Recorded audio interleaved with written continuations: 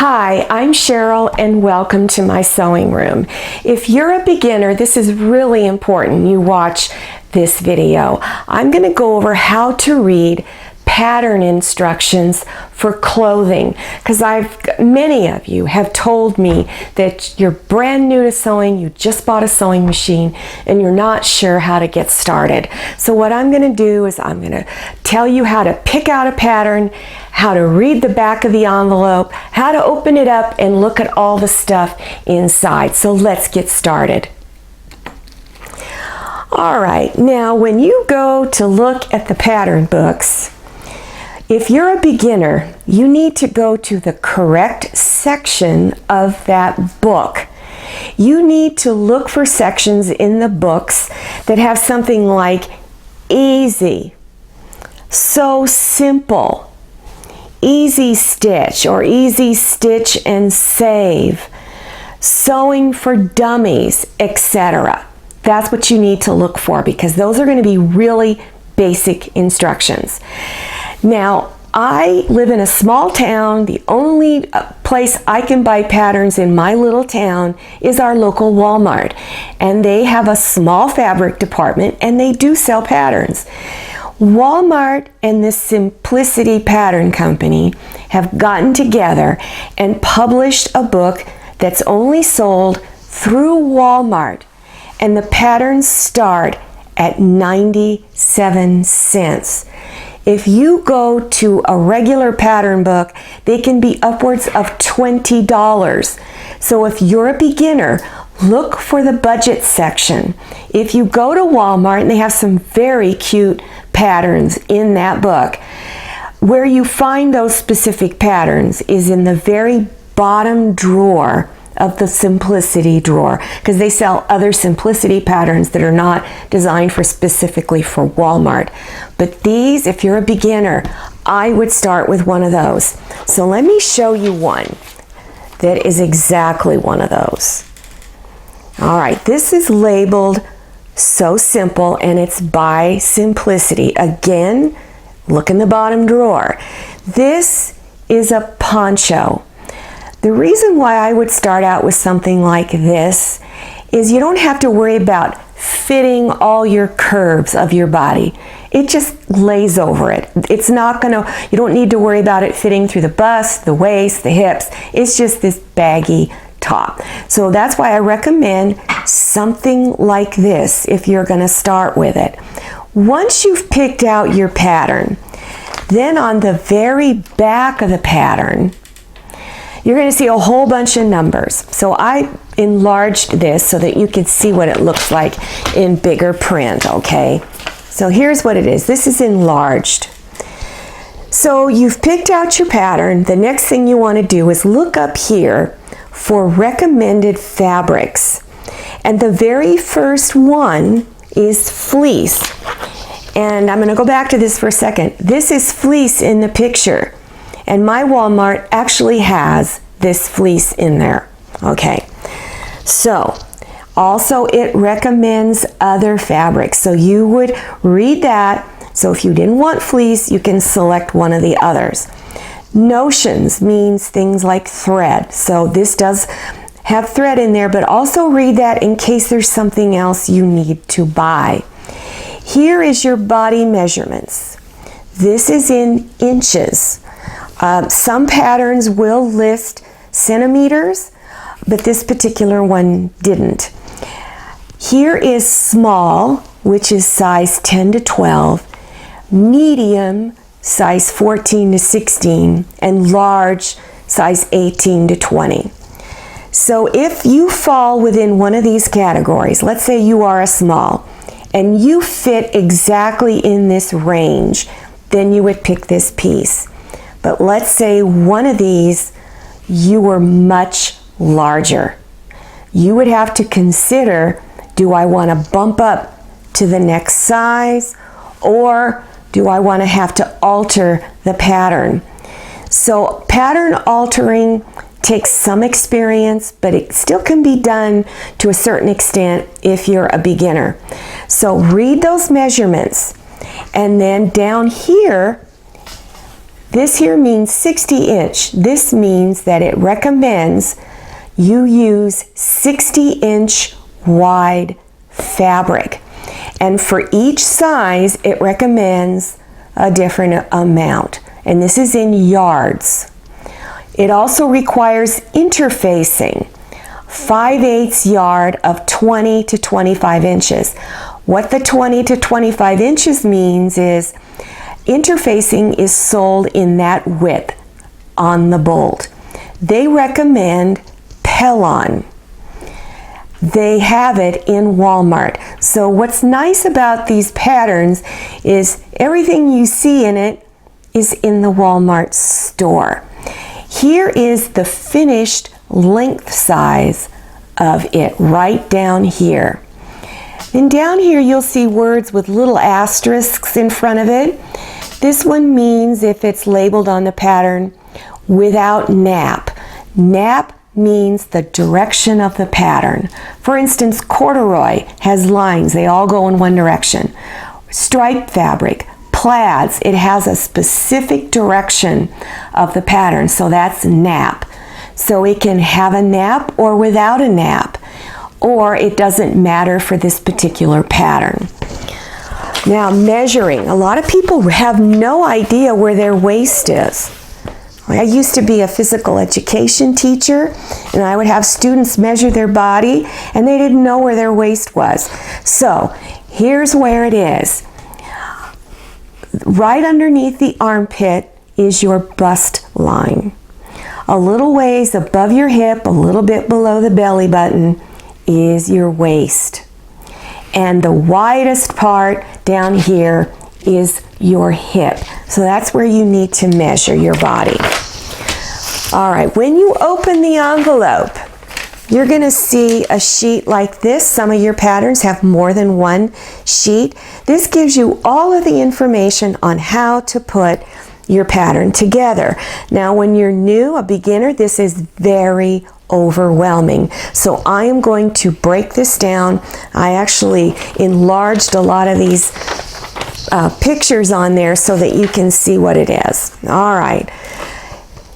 All of your pattern pieces have a number on it. They're labeled so that you can identify them. This number 1 is the front, number 2 is the back, and then 3 and 4 are the front and back facing. What it means by facing is these two pieces are going to go around the neck to stabilize the fabric on the neck so that it does not stretch. Now, you'll see all these little symbols on the patterns, and you're thinking, what does all this stuff mean? Well, it lists it on there, and you're going to need a magnifying glass to read these little pattern pages. This symbol here, an arrow pointing in opposite directions of each other. This means it's to go straight across the fabric, all in one direction. Don't make it go crooked at a diagonal. This kind of symbol means that that edge of the pattern goes on the fold line. Most of the time your fabric is going to be folded in half, so this goes on the fold line. This symbol here will be on some of your pieces. This means that's indicating where the center is on the front of you or the back of you, where that piece of the pattern is going to fall on your body. Little notches like this. You're going to see this on probably every side of each pattern piece. What you do is you cut little V-like pieces out of your fabric so you can see exactly where each piece matches up with the next piece.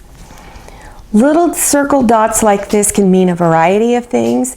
It usually means it's something they want you to mark later on after you've cut it out. Something is maybe going to be stitched over that. So it could mean a variety of things. So you want to make sure you mark those dots on your fabric. A solid black line, that's where you cut. You actually cut on that line. When you see two lines like this is the recommended spot on the pattern piece to alter it, either lengthening it or making it shorter. So over here, if you want to lengthen it, you cut that pattern piece in half, separate the two pieces, and then pin it all down. If you want to shorten it, you actually fold the pattern a little bit to shorten it up whatever length you want. All right, so let's go over some other terms here. Okay, before cutting, they want you to do a few things. So before laying out your pattern and cutting, when you take your pattern out, it's very thin tissue paper, it's very wrinkled. So they recommend that you use a warm, dry iron to press out the pattern piece. Now remember, this tissue paper is very delicate, so be careful you don't tear it.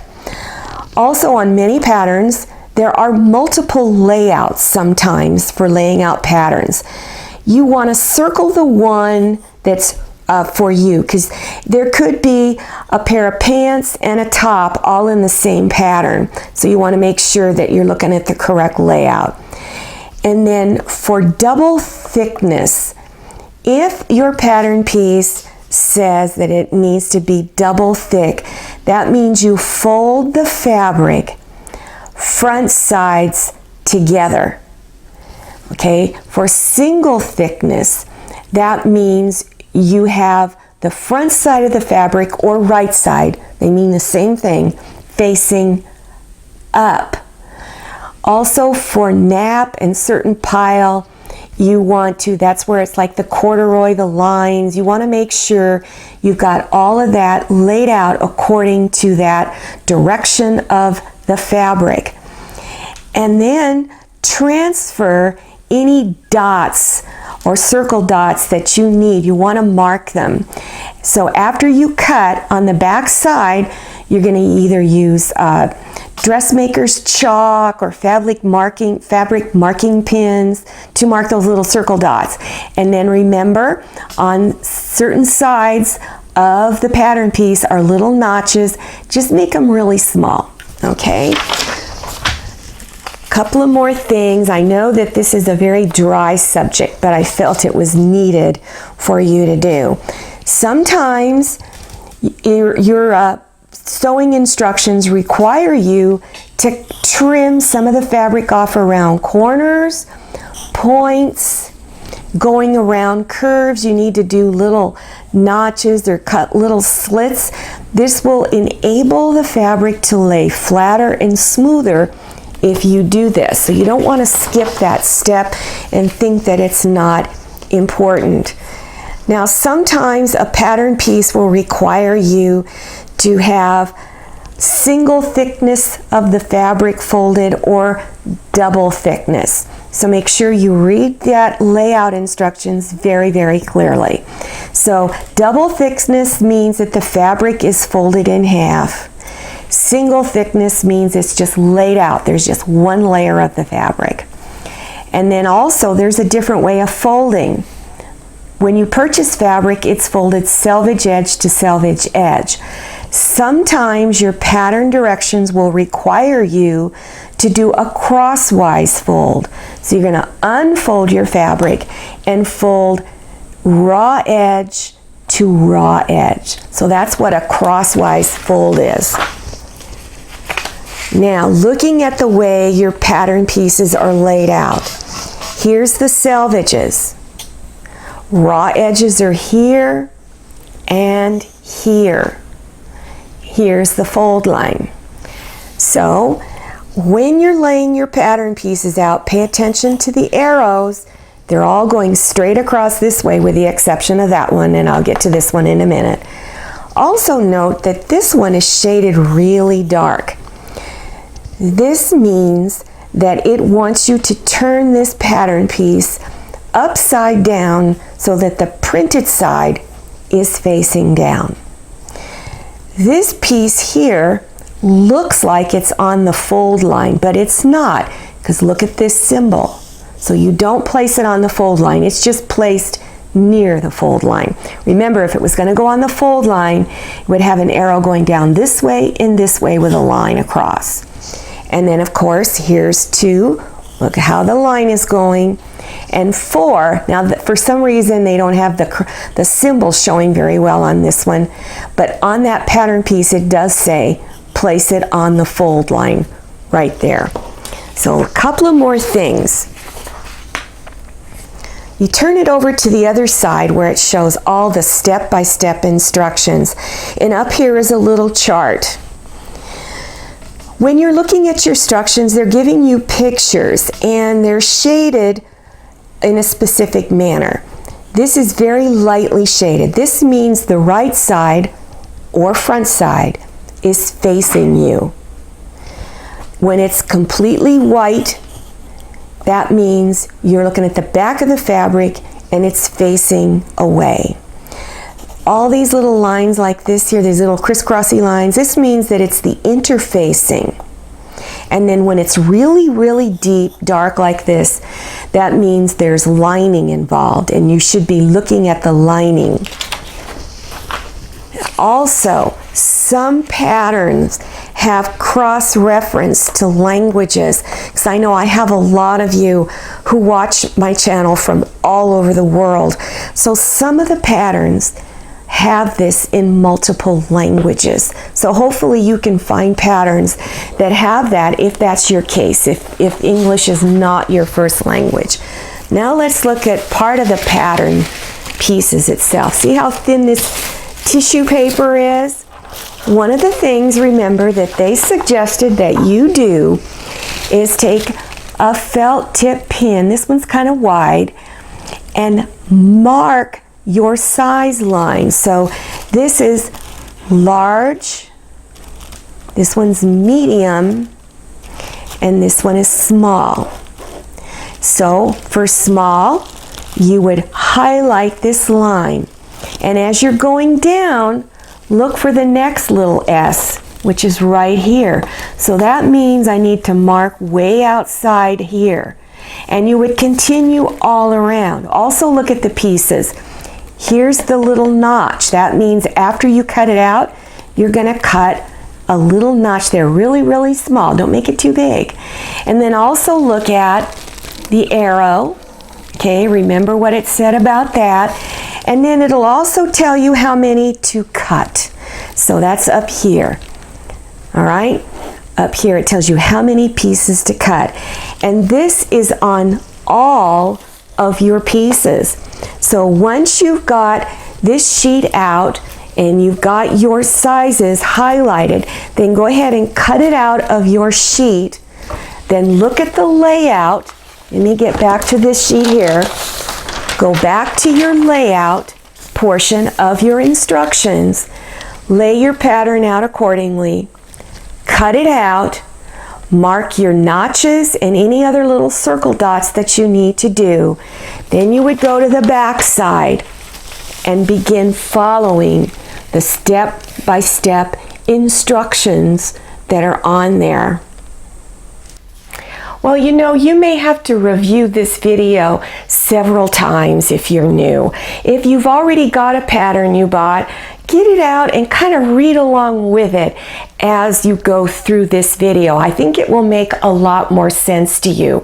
Now, I'm going to be doing some clothing projects as we go along. So that's why it's so important that you really understand those pattern directions.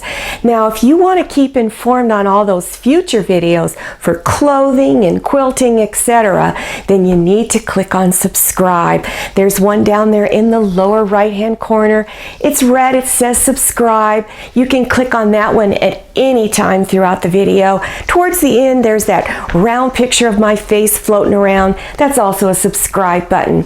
Once you do that, YouTube's going to prompt you for your email address. Enter that information, and also don't forget to click on the little bell notification. That way you're for sure going to get that notification. The next time I have a new video, YouTube's going to send you a brief email with a big button in the center. You click on it and it'll take you directly to my latest video. Now, I'm Sherrill and I'm so glad you came to my sewing room, and I'll see you next time, and happy sewing.